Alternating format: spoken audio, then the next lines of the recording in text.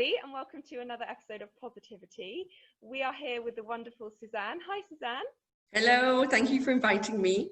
Oh no, thank you very much for coming on, and you've come highly recommended by Sandra. How do you feel to be the most positive person in her life? I don't know, it's an honour. You try, I think being positive is so important, but it needs to be part of your life. And when somebody recognises it, and she said, "I've nominated you," I was like, "You did what? Really?" It was lovely. That's what I found. I think most people have just been shocked, but really honoured that they've been chosen when they've come on. So yes, we're excited to learn more about what you're up to and so on, and why you have this accolade from Sandra. Thank you. So where in the UK are you? So I'm currently in Hertfordshire. I won't bore you with the details, but we sold our house literally on the day of lockdown. And it was a really big decision for my husband and I, whether we should or shouldn't, not knowing what was going to happen with the government and the pandemic. But our buyers, the lady, the wife was a surgeon. They had young children. We didn't have anywhere necessarily straight to go in. And obviously with the pandemic just being sort of semi-announced, I guess, I had this whole, as you might imagine, attitude. It's going to be fine. We'll jump in an Airbnb. We'll go in a hotel. Let this beautiful family move into our house and we'll just figure it out. It's not a problem. And then, of course, that night, we put all of our belongings in storage, bar a few bits. We went into lockdown. We went into a hotel. The first night they said, "Thank you for your booking, but there's no room service, there's no food, there's no minibar, and you have to leave in the morning because we're closing." No so minibar, another hotel. Yeah, no minibar, nothing. So we were like, okay, that's not a problem. And so the next night we moved to another hotel. So I'm desperately calling around landlords and trying to get some temporary accommodation, knowing we can't move into our next new home for the foreseeable future, but was hugely optimistic that somebody would have, something would come up. And then, as these things do, friend of a friend, we found ourselves literally on the Saturday moving into what I can only describe as a 360 roundhouse come greenhouse, brand new, beautiful. I don't know if you can see my sort of beautiful 360 view round here. And it was empty, and we got a flexible rental, and we've been here ever since with, maybe 2 pairs of socks, a hairdryer, the odd pair of jeans. So we don't really have, it's been fun. Yeah, and a very different lockdown to what everybody else has experienced, in that everyone has got bored with their own homes, and you've had this new adventure and in a way that you didn't expect it at all.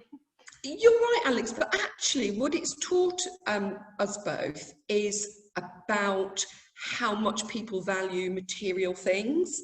And because we haven't had any material things, we have had a huge reset button go on in our life, which I think has been enormously helpful. Yeah, I can imagine. And yeah, I can't even comprehend how you've done this, and you're still smiling at the end of it. So that's amazing. I've had my moments. Don't worry. Yeah, but I mean, in lots of different ways, people in lockdown have found that it's not material things. It's spending quality time with people, even if it's just via Zoom or whatever it might be, that they wouldn't have done before. And actually, the material things aren't as important as everyone assumed. No. Is there something that you are craving and that you really want back out of storage? And my friends and family, to be honest. I'm really fortunate now we've got into our bubbles. My daughter and dog, I say my dog, it's really their dog now, Winston, come over once a week and we have some hugs, and it's just hugely important. But I think that personal contact is the thing more than things. That's what I've missed. Yeah, no, wow. And again, you've also been having to deal with a new working environment as well. Are you able to share a bit more with everyone about what you do?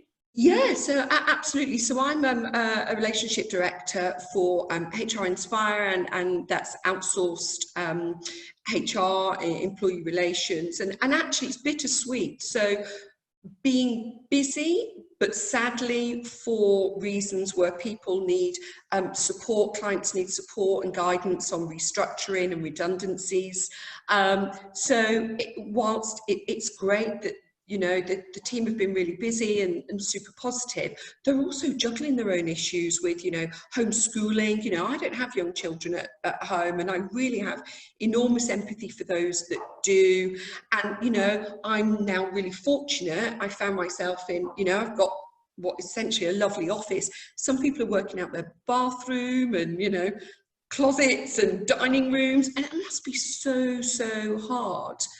But also with your company, you know, people are changing their working environments, but they're doing a role that they're used to. But with what's going on, a lot of this, we're learning what COVID is, that actually you've had to adapt in your new home, a new environment, and something that is just ever evolving as well. So yeah, absolutely. And I think it's not, you know, people say I'm working from home. Actually, you are just working normally. And I think this is what I think the terminology will probably change in the future. People are working, they just happen to be based at home. They're not working from home. Yes, yeah, and it will become, I hate this phrase because everyone's using it at the moment, but the new normal. What is the new normal? Who knows? But yeah, it's quite interesting to see. Have you found that with your clients, everyone is adapting quite well, or, you know? I think it's peaks and troughs. You know, you talk to clients and some are being remarkably resilient, hugely positive, being very decisive. And then, you know, you will talk to other people, and I think, again, and it might be a new COVID-19 buzzword, which is this day drift, which is, I can't, you know, I'm having huge highs and huge lows, and I don't want to share that with the team because I need to be strong.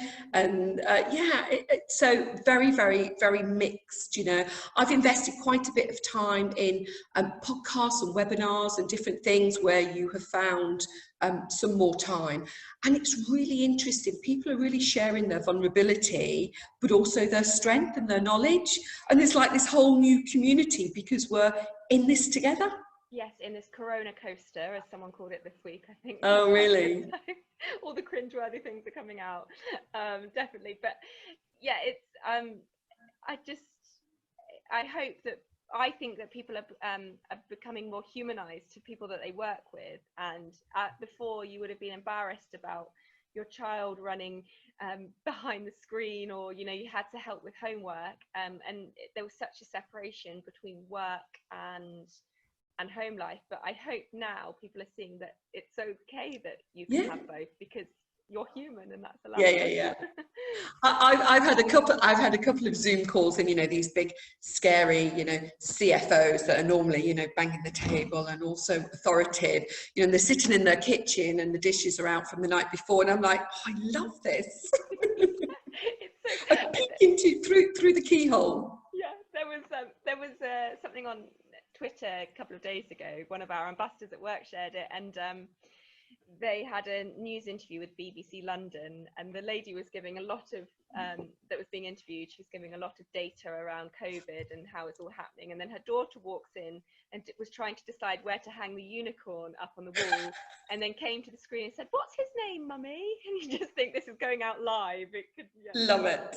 Carnage that it's allowed to. In 2019, people would have been very scared about that. So no. I really truly hope some of the humanity, you know, the thoughtfulness that we see in supermarkets or in our villages just remains. It would be really good, wouldn't it? Yeah, that kindness that just needs to continue beyond everything. So no, that's amazing. So that's your work life, and obviously your home life has obviously changed dramatically as well. How have you been keeping active, you know, enjoying your personal life during this crazy time? Yeah, it's been like, I think I mentioned earlier, Alex, it's that opportunity to have a reset button. I've had a forced reset button, you know, not having all the comfortable things you're really familiar with, like most women around the world, you know, living in my yoga pants and a and a t-shirt and not all those corporate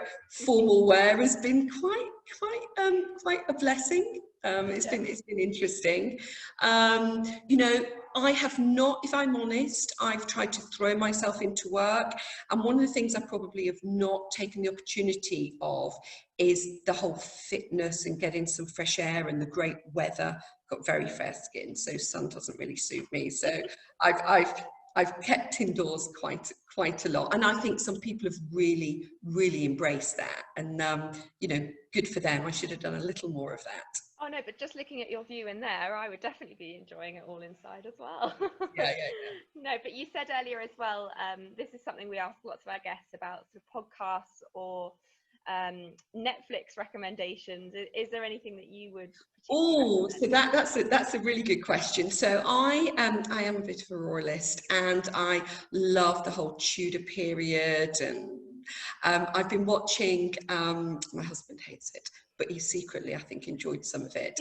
It's called The Reign, and it goes back sort of Henry VIII and that period around the wives and, you know, the beheadings and the slugduggery, and so that's been really good. And if you like that period, it's definitely one to watch. I do. Is that on Netflix? Yeah, it's brilliant.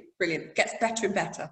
Great. Is it? Yeah, I mean, I've been very guilty of binge watching a lot, so this sounds right up my street for that one. But like you said, I don't think my husband would enjoy it just as much as I did. So yeah, no, it's good. There's a lot of action in it.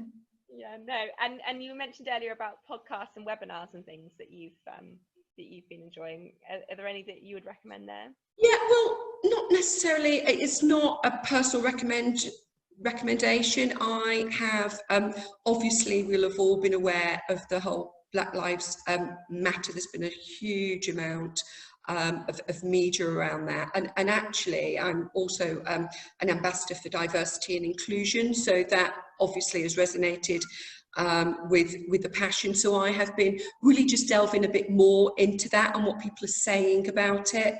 And actually it's really great to see companies are saying, what can we do? What does, you know, diversity and inclusion look like in my business? What should I be doing as a business leader? Has been on some of those webinars, you know, whether it's governance, whether it is volunteers, whether it's my senior team and my employees. So yeah, I found that really interesting, and it's such a big subject. No, it is, isn't it? And a lot of the time it is just lack of understanding, because it's not out there enough, and this is the voice that I think is going to help so many different groups, different ethnicities. So yeah, it's been huge about Lives Matter as well. So, and are you seeing across your clients and businesses that they are embracing this and they're looking? Very much so, asking for more education, asking about what other companies are doing. You know, it goes way beyond, you know, sort of gender and race. It's such a diverse, such a big subject, and I think people just really wanting some more guidance. Yeah, and I think at the time that it's come as well, going back to what we were saying earlier about humanizing everything and humanizing the workplace, this is exactly what is needed, and it's giving people more time to look at that, I would say. Yeah. If you agree. Yeah. No, it's a very big topic, I think. So no, it's just been amazing to chat to you today, so thank you so much for coming on our little podcast, Positivity. But before we finish, there is just one question that I ask everybody, and that is who you would like to nominate as one of our future guests for Positivity. Thank you. So I would like to nominate another lady called Beverly Sunderland. So she is, she's actually an employment lawyer at a company called Crosslands. And actually throughout, she's somebody that I have definitely followed throughout all of this pandemic, with huge inspirational information, breaking down sort of what the government have been saying, and just really trying to help people in very simple terms what it means to them and what they should be doing, and reaching out to everybody. So and I think in and out of COVID, just a generally, you know, super lady to know. So super. Here's to Beverly. Yes, no, amazing. And just as you raised your cup there, I'm so sorry, I haven't asked, and this is one of my first questions. You've obviously got your cup of tea with you. What is your cup of tea of choice?